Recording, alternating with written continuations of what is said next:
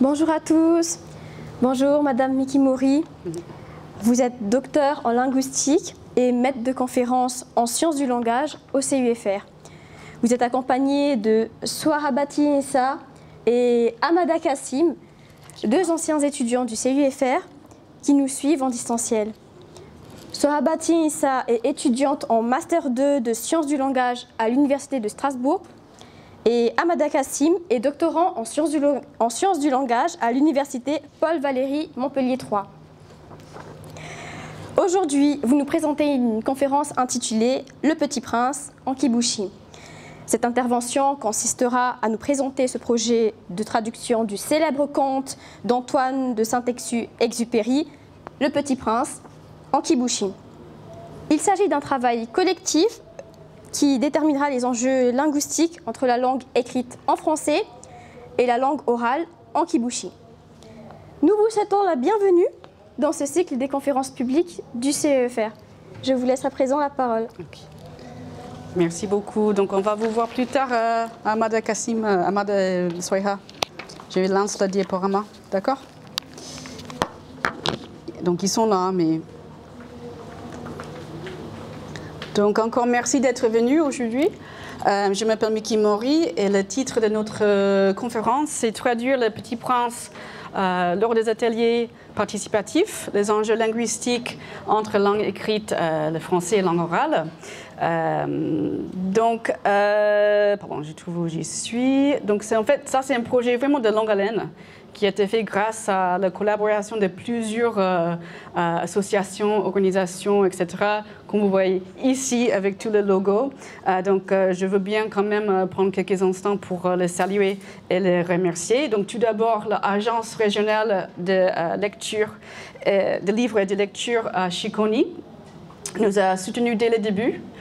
Et je voulais remercier l'ancienne directrice Isor de Lignerolles et l'actuel directeur Vincent Loche, ainsi que toute l'équipe de l'ARLL. Un grand remercie notamment à Zaina Jalani pour le soutien. Fabrice Hirsch, le directeur du laboratoire de recherche Praxilang à Montpellier, nous a également aidés dans ces démarches du projet. Et donc, dans ce sens, nous tenons à remercier l'Université Paul-Valéry Montpellier 3, l'Université de Strasbourg, le Conseil départemental de Mayotte et la Fondation La Poste. Et en bas, si nous voyons, c'est les associations, l'organisation qui nous a accueillis dans les 4 villages, Wangani, Porowani, Akwa et Shikoni. Et on n'a pas pu faire ces ateliers sans eux.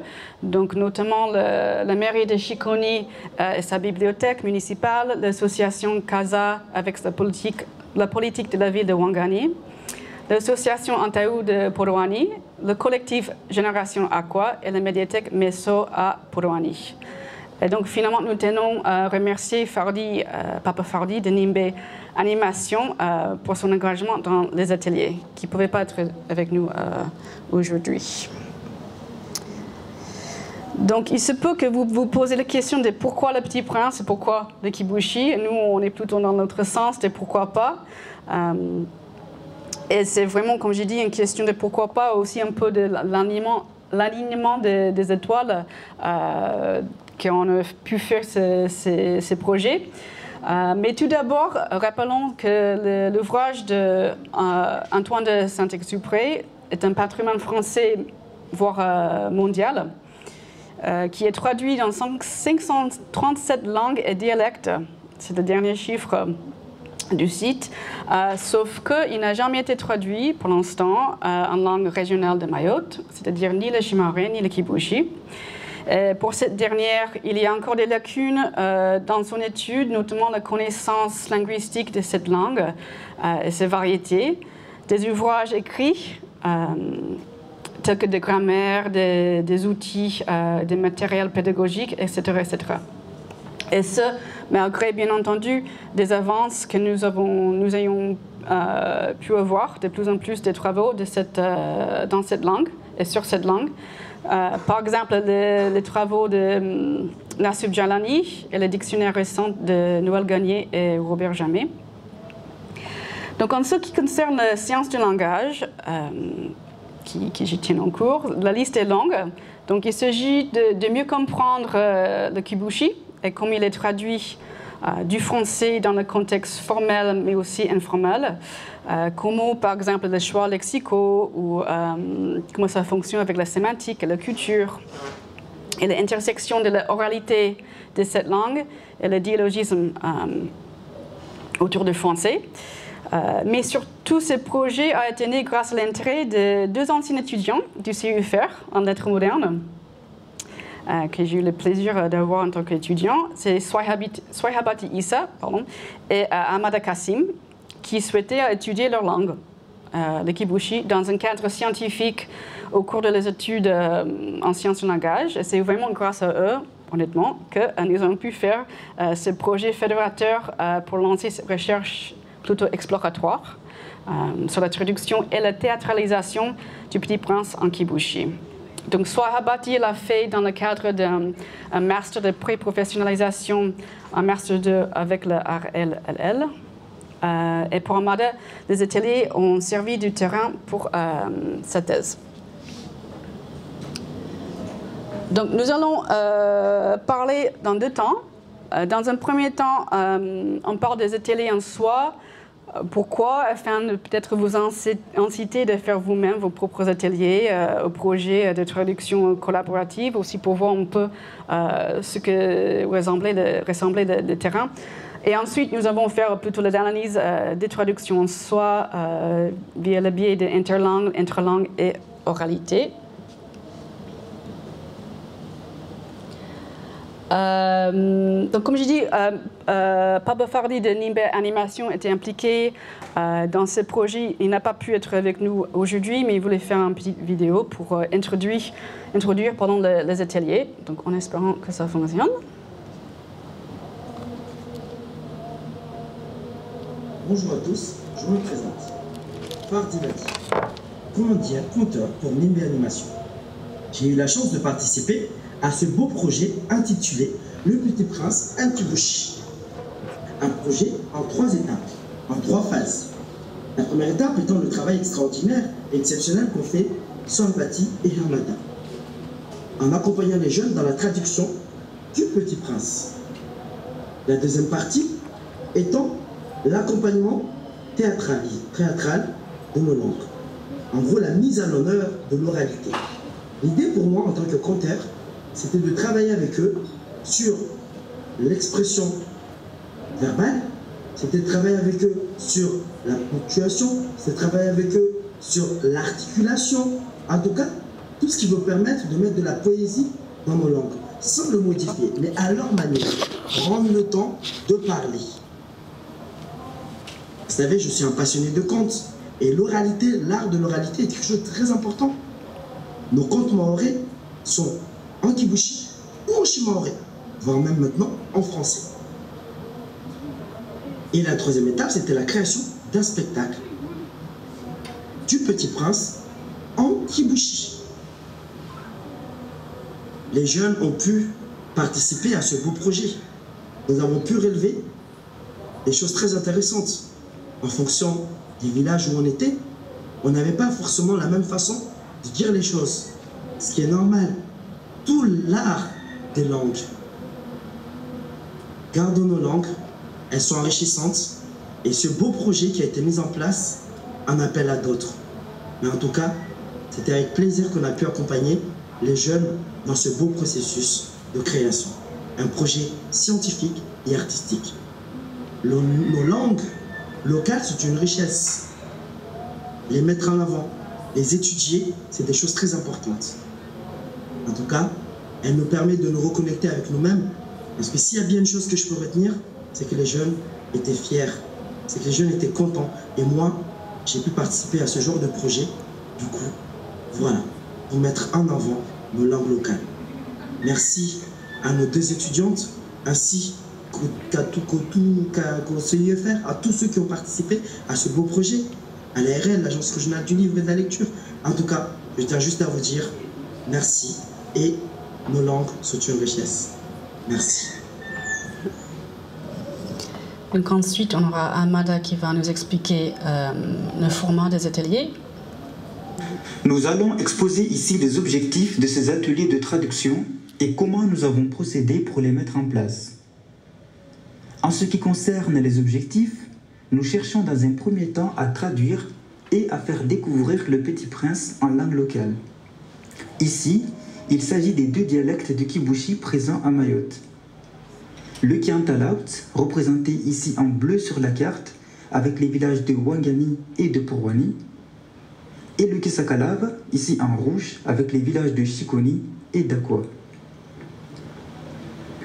À travers ces ateliers, on s'interroge également sur les enjeux d'une traduction où le traducteur passe d'une langue écrite, le français, à une langue orale, le Kibushi. Au sujet des textes à traduire, nous avons tenté d'abréger et de simplifier l'ouvrage du Petit Prince en sélectionnant quelques passages du livre, pour avoir environ 1200 mots à traduire.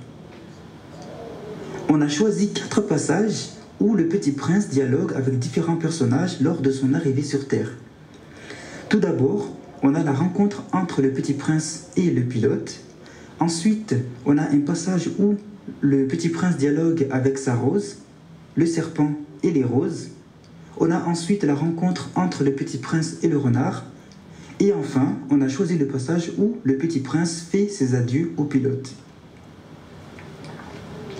Et pour la réalisation de ce travail de traduction, on compte 42 jeunes kibushiphones et bilingues répartis dans les 4 villages. Ils ont entre 12 et 27 ans.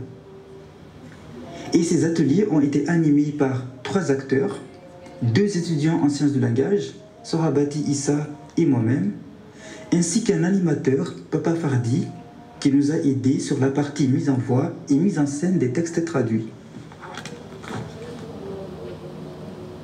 Et donc, quelques détails sur le déroulement des ateliers faits par Swaiha.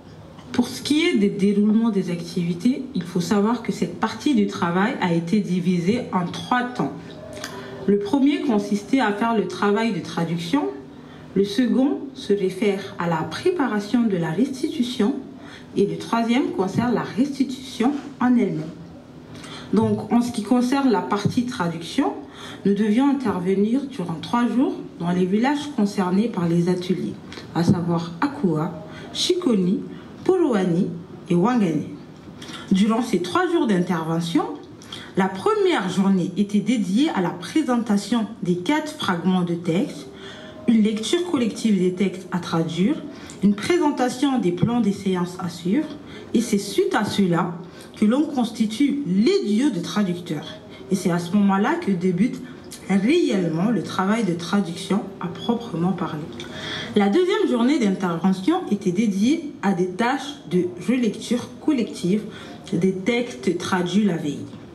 Cette activité permettait aux traducteurs d'évaluer leur traduction et donc de poursuivre l'exercice de traduction en corrigeant ce qu'ils perçoivent comme incohérent.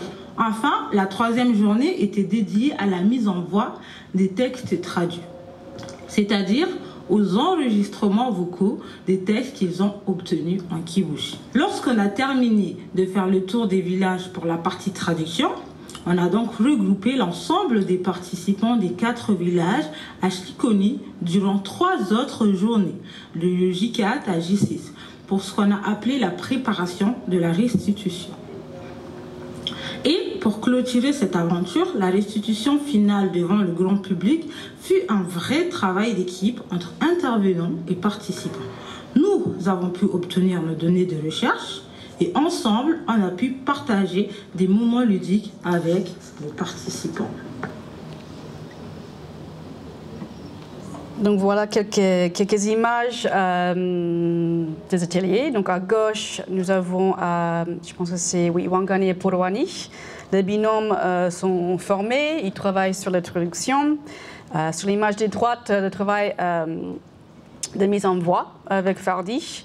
Et au cours de cet exercice, plusieurs participants se rendent compte en fait de la littérarité de traduction écrite en tenant compte de transposer ce qu'ils ont fait dans le premier jet, la première version, dans une forme plus simple et plus fluide, je dirais. Et voilà, les participants, tout fiers, munis de leur certificat, attestation de participation, leur t-shirt, après la restitution de 7e journée à la bibliothèque à Chiconi. Quelques petites vidéos pour vous montrer un peu ce qui se passe. On voit le papier, on va voir le dictionnaire, des images, etc. Ça bosse. Donc on a le dictionnaire de Gagné, le dictionnaire de Jamais, on a le texte abrégé, on a le texte original, l'ouvrage de Petit Prince.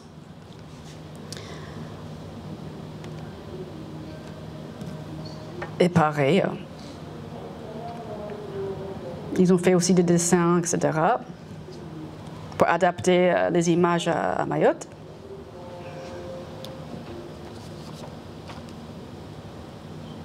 Oups.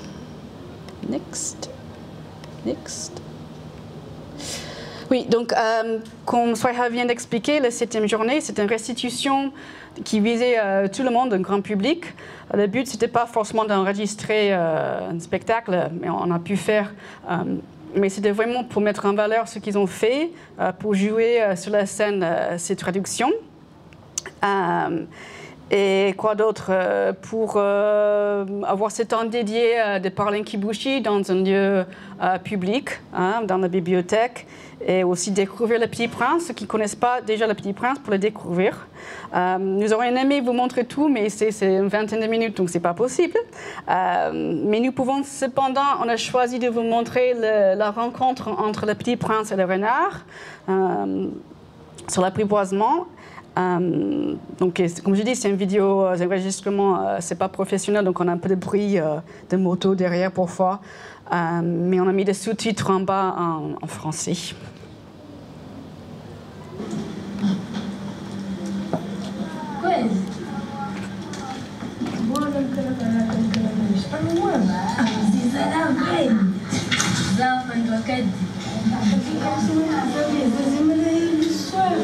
Zatsweti somantika no mana zatsintsungano somahanda imoni bini aftsungani anotiki etoba anotsakakeni iyo zatiki etle zamtsakakamunda ke nakitsunga zimani nobagaza zega hadinga binada famana ze mikumba fitiyava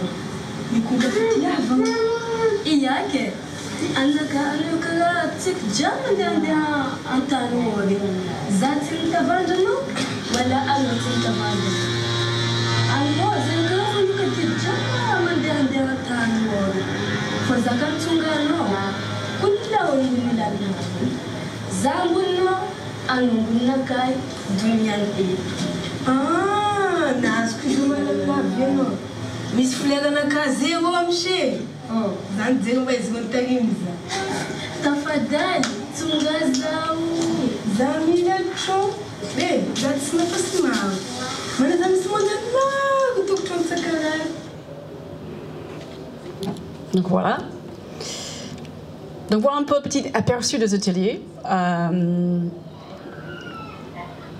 On va continuer ensuite par l'analyse des aspects langage, des traductions. Donc ça va décliner en 3 aspects concernant la différence interlangue entre français et kibushi, interlangue entre les kibushi, si on peut, et l'aspect d'oralité lors des traductions.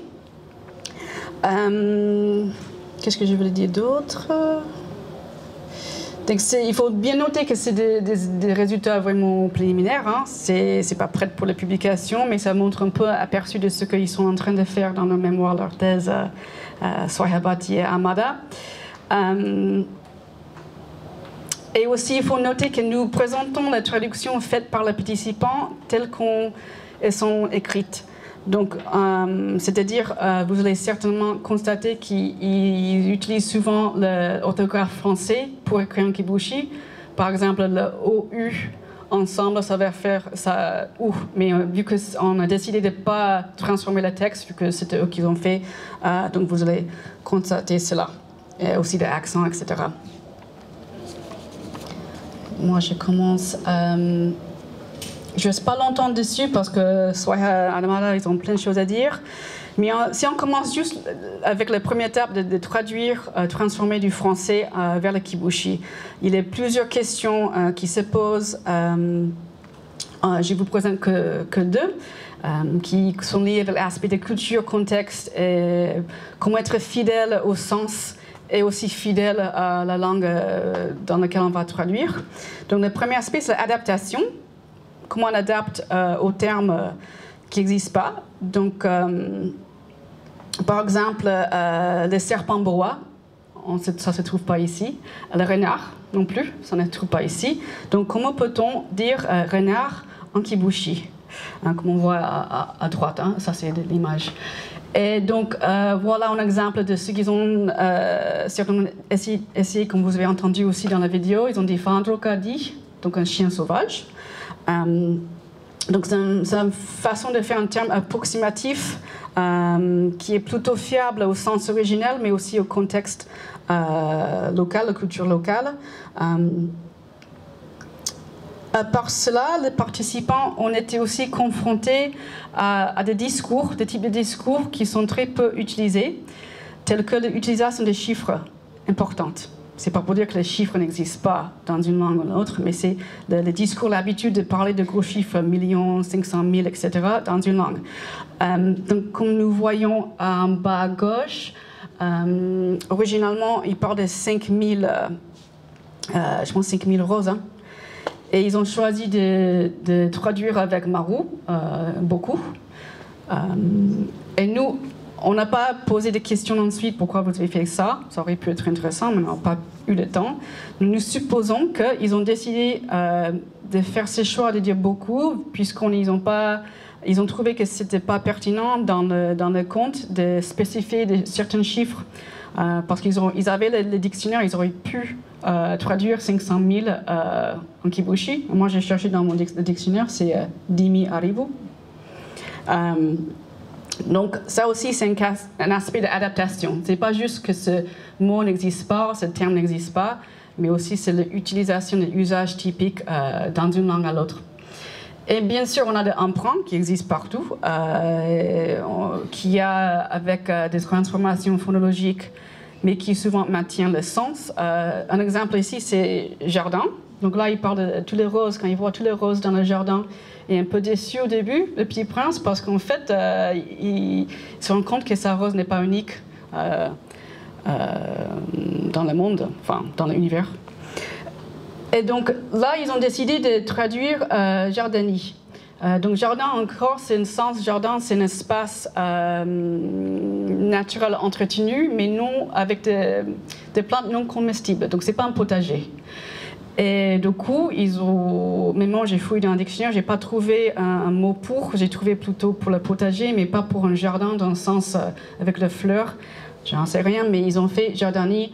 Le i, vous êtes certainement au courant, c'est les tendances, le désir, on ne sait pas comment on peut dire désir, mais le besoin de rester avec les syllabes ouvertes en kibushi, c'est-à-dire ne pas terminer avec un consonne, comme nous avons en plusieurs langues, comme le shimaru, comme le japonais. Donc, phonologiquement, il s'agit de i pour rester fiable à la langue. Donc voilà un petit aperçu pour le français vers le kibushi, mais en fait, on a constaté, vu que nous faisons une étude sur les kibushi, dialectales, mais aussi entre villages, il y a plusieurs constats, comme Gagné, qui a constaté il y a 30 ans qu'en fait, la variété des langues parlées Mayotte, c'est vraiment par village. On a des dialectes, certes, mais aussi on a des tendances vraiment dans le village. Donc nous, on voulait voir cela, même si un tout petit aperçu avec une dizaine de jeunes par village. On ne peut pas extrapoler à tout le monde, mais on a quand même des choses intéressantes à dire. Donc on commence avec Swaiha. Dans cette partie, nous allons aborder les enjeux intralangues. Plus précisément, nous allons parler de ce que l'on a pu constater entre les différents dialectes kibushi dans nos traductions écrites et orales. Pour cette recherche, nous avons essayé de faire une étude contrastive entre le kibushi de chaque village où ont eu lieu les ateliers. Et nos résultats ont manifesté des éléments assez intéressants qui nous ont permis de soulever quelques hypothèses. Ainsi, pour ces analyses intralangues entre les différents villages, nous avons remarqué des variations lexicales qu'on a aussi appelées une variation du choix de mots et du verbe. Dans ce sens, notre hypothèse nous amène à penser que cette variation lexicale vient d'une influence dialectale, c'est-à-dire que le choix du mot par le traducteur sera le fruit de l'usage qui est fait dans son milieu quotidien, d'où l'idée de spécificité dialectale. On va voir ça dans les exemples suivants. En guise d'illustration, observons le tableau des exemples 1 à 4. Si on regarde l'exemple numéro 1 avec le verbe dessiner, nous remarquons que le verbe change d'un village à l'autre. Nous avons à Shikoni, à Nurata, à Akua, à Tova, à Wangani, à Nanobu et à Poroani, à Tovu. Ainsi, cet exemple nous permet de voir que même si le Kibushi partage des similitudes, les traducteurs, eux, dans leur tâche de traduction, s'imprègnent du lexique qui leur sont propres, qui leur sont familiers. D'où la question de variation de choix de mots. Néanmoins, si on regarde l'exemple numéro 2 avec l'expression « la nuit tombée », on constate que Shikoni et Akua vont utiliser le même terme pour parler de la nuit tombée, à savoir « Andra Tsoftu », une expression figée. Sauf qu'il faut remarquer que chez les locuteurs d'Akua, un H initial sera perceptible au niveau de la prononciation, ce qui n'est pas vraiment le cas à Shikoni. On va avoir Andra Tsoftu à Shikoni et Handra Tsoftu à Akua. De la même façon, à Poroani et Wangani, on retrouve le même terme pour désigner la nuit, Matungali. Sauf qu'il y aura une variation synonymique pour le verbe qui va suivre. En soi, le choix du terme varie au niveau dialectal. En dialecte Kisakalave, on aura Andra Tsoftu pour dire la nuit tombée, et en dialecte Kiantalaut, on aura Matungali plus un verbe. Par conséquent, on peut dire que malgré les différences au niveau du choix des mots, il existe des similitudes au niveau dialectal. Maintenant, observons l'exemple numéro 3 avec mince comme un doigt. L'expression comparative mince comme un doigt est traduite presque de la même façon dans tous les villages. Seulement, une différence sera perçue au niveau du mot doigt, tondru. Pour illustrer cette question de différence, il faut observer le mot tondru dans les différents villages.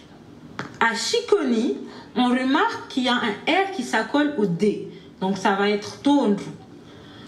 À Akua, il y a un J qui s'accole au D, tonju.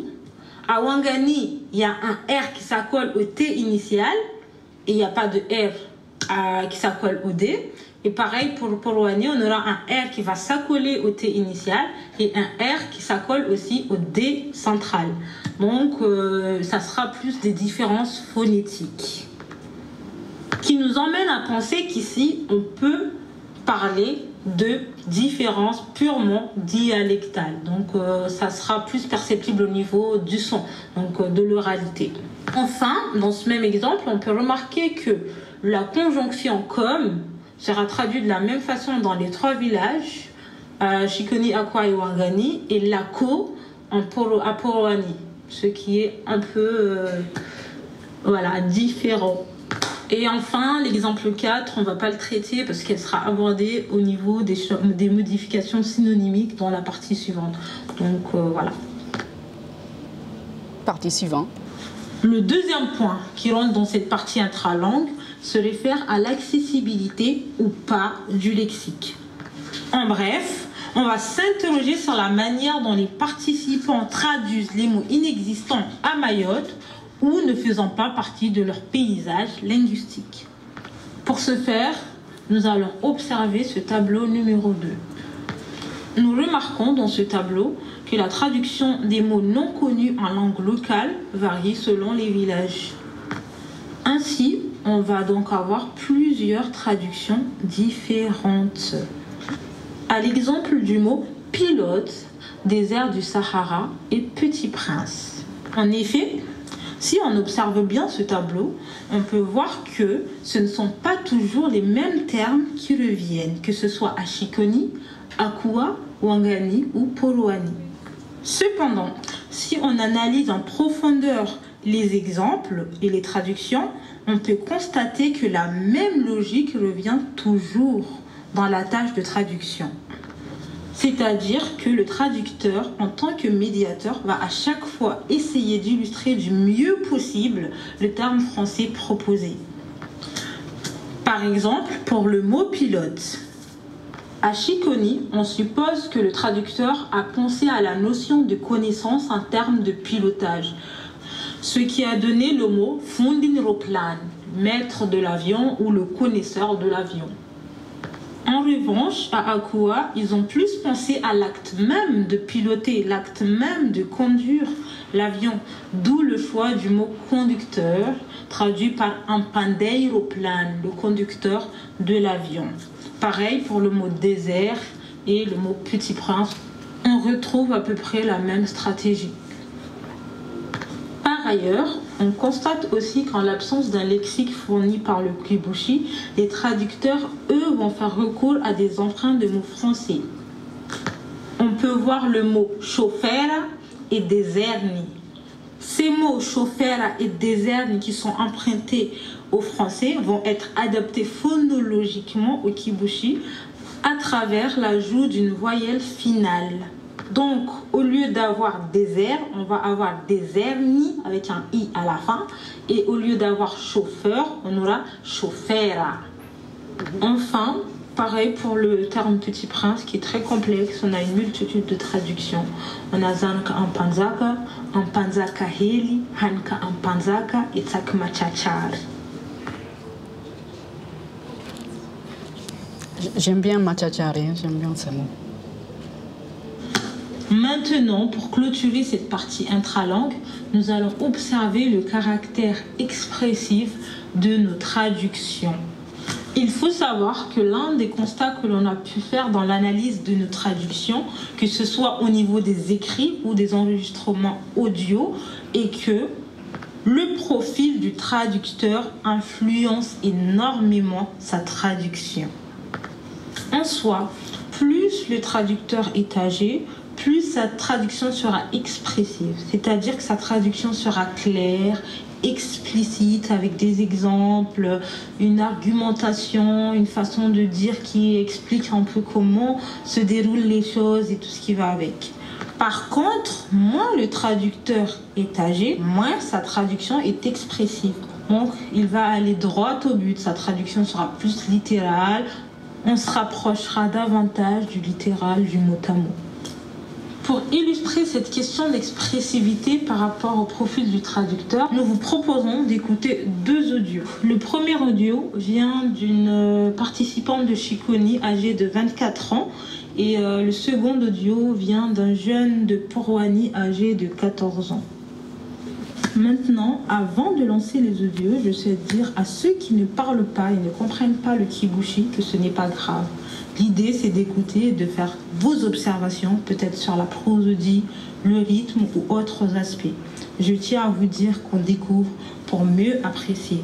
Donc, bonne écoute à tout le monde. Zawti, nikuashkarati kama zarai kifun. Wala tsiliseta vakomba meti kurangako. Atandra kazana direct ani padzafasi misara. Raha ufumanga makachuta za unanga jitihadi za reki ata hanga za ruplan nakai malani za ze la algatsinar au za mati au za velu ata niszuva reki zankana panza kan foka anakai na vitodzi zahu angati fandinga angana anfasinho. Somahani huizi anurataka sana mbaribari zao kushangaza zao ni fua zao ni zaha sara beki abuko rozao naita tseklalahi manjono mariko eny.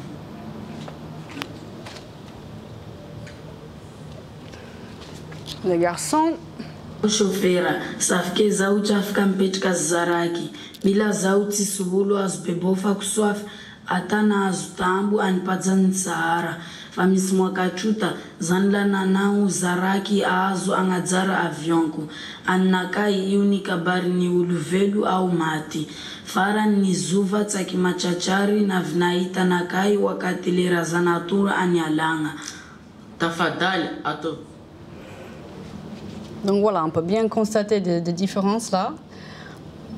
Donc voilà pour l'aspect interlangue. Petit aperçu.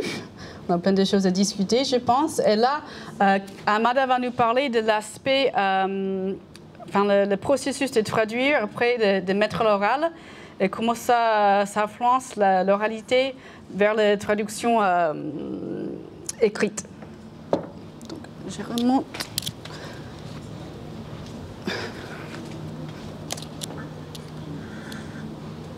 Oups, pardon. Hop. Touche pas. Dans cette troisième partie, nous allons voir les enjeux de traduction quant au passage de l'écrit vers l'oral en kibushi. Il faut savoir que durant les 3 jours d'atelier, le processus de traduction s'est fait en 2 étapes. Étape 1, les participants devaient traduire à l'écrit les textes du Petit Prince. Donc ici, on a une première version des textes traduits en kibushi. On les appellera textes initiaux. Dans la deuxième étape, les participants ont tenté de retravailler et de modifier les textes initiaux avant leur mise en voix. Ces textes retravaillés pour être lus et joués à l'oral, on les appellera ici textes finaux. Et donc la question qu'on se pose dans cette partie, c'est comment et pourquoi les textes traduits ont été retravaillés par les participants avant leur mise en voix. Et pour répondre à cette question, nous avons fait un travail comparatif entre les textes initiaux et les textes finaux afin de constater les changements linguistiques apportés par les participants. Ce travail comparatif nous a permis de soulever 2 aspects recherchés par nos jeunes traducteurs dans cet exercice où on passe d'une langue écrite à une langue orale. Premièrement, on constate une volonté des traducteurs de donner une meilleure interprétation du Petit Prince en kibushi. La traduction est ici envisagée comme un processus où le traducteur va essayer de traduire les textes, mais tout en prenant en compte les caractéristiques linguistiques du kibushi, qui sont bien sûr différents de ceux du français. En effet, les exemples de changements cités dans cette partie montrent que les traducteurs ne sont pas seulement des translateurs, c'est-à-dire des gens qui vont tout simplement transposer des mots d'une langue à une autre, mais ce sont aussi des interprétants et des percepteurs, c'est-à-dire des gens qui vont adopter des stratégies qui vont leur permettre d'adapter les textes du français, les textes français en kibushi, tout en faisant usage des caractéristiques linguistiques propres au kibushi. Le premier exemple d'adaptation et d'interprétation du Petit Prince en kibushi concerne les ajouts d'informations supplémentaires au sens du texte à traduire. Dans le tableau ici à gauche, les traducteurs tentent de s'éloigner du texte français en ajoutant des informations supplémentaires en kibushi. Par exemple, ici, dans la première version du texte traduit, les participants ont traduit littéralement le mot adieu. Donc, pour traduire adieu, ils l'ont traduit par Maeva, alors que dans la version retravaillée, ils ont ajouté une information supplémentaire, Gretuza Nipud Maeva. Donc, adieu devient me voilà de retour à Dieu. Les types de modifications concernent également des changements d'ordre syntaxique.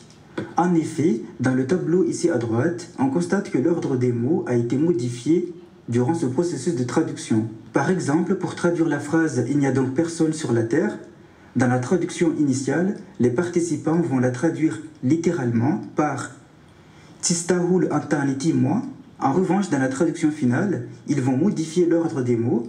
Donc, Tistahul antaniti moi va devenir antaniti moi tshul.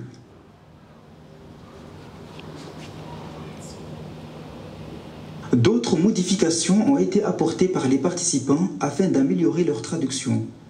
Il s'agit ici de remplacer des informations par d'autres sans pour autant changer le sens du texte en français. Comme type de modification, on a des synonymes. Par exemple, dans la phrase « Il fut donc bien surpris », le mot « surpris » a été initialement traduit par « techt », mais dans la traduction retravaillée, il est remplacé par un synonyme « kushanga ». On trouve aussi des reformulations. Par exemple, le mot « andranhar atzik », qui veut dire littéralement « adieu », va être remplacé par « zuvahafaku », qui signifie « à la prochaine fois ». Et dans ce travail de modification, on constate aussi que les participants tentent de trouver des équivalents aux mots empruntés. Par exemple, dans la phrase initiale « zaharonar », le traducteur a emprunté au français le mot « renard », alors que dans la traduction finale, on observe une volonté d'adapter la traduction en kibushi en remplaçant le mot « renard » par « sarangav », qui veut dire « un semblant de putois ».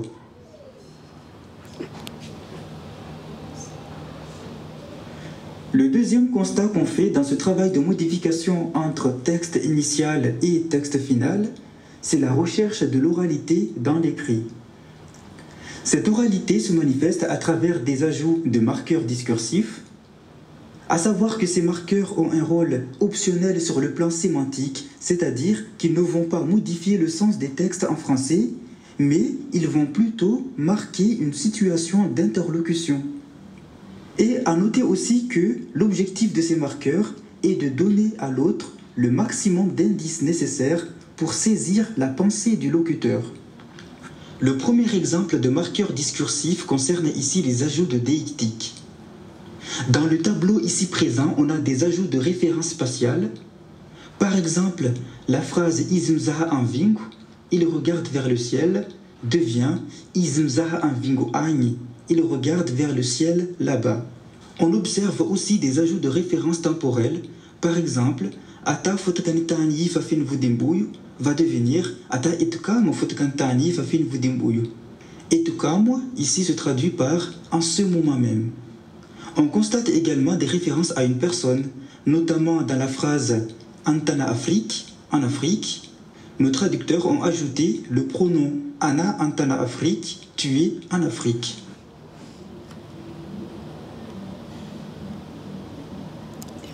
Dans ce second tableau, nous allons parler des marqueurs qui signalent un contexte d'interaction.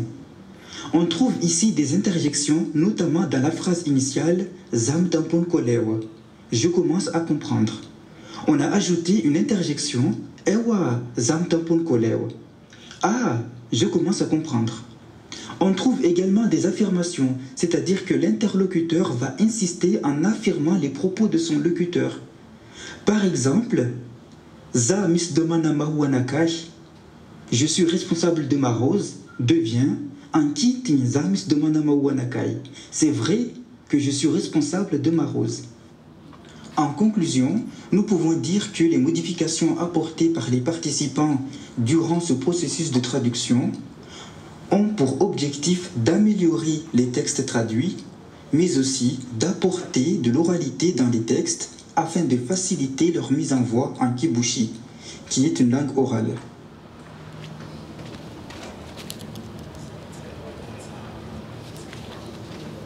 Donc voilà, j'adore quand il parle en kibushi. Donc on a un petit guide de conclusion. Ça va être encore Amada et Swaiha qui vont nous donner la conclusion, si vous nous entendez. Allez-y. Vous m'entendez? Oui, c'est bon. Okay. Donc ici, en conclusion, à travers ce beau projet, nous avons voulu faire vivre le kibushi à travers des ateliers multilingues. Donc ici, les participants qu'on a choisis sont des participants bilingues, c'était ça l'objectif, c'est de faire en sorte que les langues cohabitent ensemble, donc à travers des ateliers de traduction. Et là aussi, l'objectif était de débuter peut-être un travail dans l'objectif de préserver le kibushi, tout en évitant ce rapport hiérarchique entre le français et le kibushi. Parce qu'il faut savoir que le kibushi est une langue orale et par rapport au français qui est une langue bien préservée, enseignée à l'école, le kibushi, lui, pour l'instant, ne trouve pas beaucoup sa place dans des structures institutionnelles, éducatives. Donc là, c'était aussi l'occasion de faire en sorte que le kibushi soit préservé auprès des jeunes qui sont bilingues et préserver ce bilinguisme. Ensuite, nous avons voulu faire cohabiter, du coup, ici, la littérature française et la culture mahoraise, donc ici, à travers des travaux d'adaptation et de traduction. Donc ici, faire cohabiter, parce qu'ici, c'était aussi les ateliers, nous ont permis aussi de faire connaître en fait, la littérature française auprès des jeunes dans une langue qu'ils maîtrisent bien. Donc l'objectif, c'était ça aussi, de faire reconnaître Le Petit Prince à travers ce travail d'adaptation, parce qu'ici, pas mal de phénomènes linguistiques, comme on a vu tout à l'heure, par exemple, comment on adapte le mot renard. Donc ici, ça a été interprété par Pandro Kadi, donc il y a pas mal d'adaptations. Donc c'était ça aussi le but, de montrer que la littérature française peut bien être intégrée à Mayotte avec en langue locale, et ça permet aussi peut-être aux jeunes kibushifones, en tout cas aux jeunes qui maîtrisent qui parlent la langue locale, de mieux connaître, on va dire, leur permettre de s'intéresser à la littérature française. Ensuite, l'objectif, c'était aussi de créer des rencontres culturelles et linguistiques dans des espaces publics et éducatifs. Donc ici, durant nos ateliers, des structures associatives nous ont accueillis, des bibliothèques. Donc c'était ça aussi, de faire en sorte de faire des rencontres entre les villages, parce que c'était ça aussi, il y a eu différents des participants pas mal de participants qui venaient de différents villages, les faire rencontrer et faire un projet ensemble. Donc ici, c'était ça aussi l'objectif. Et sur le long terme,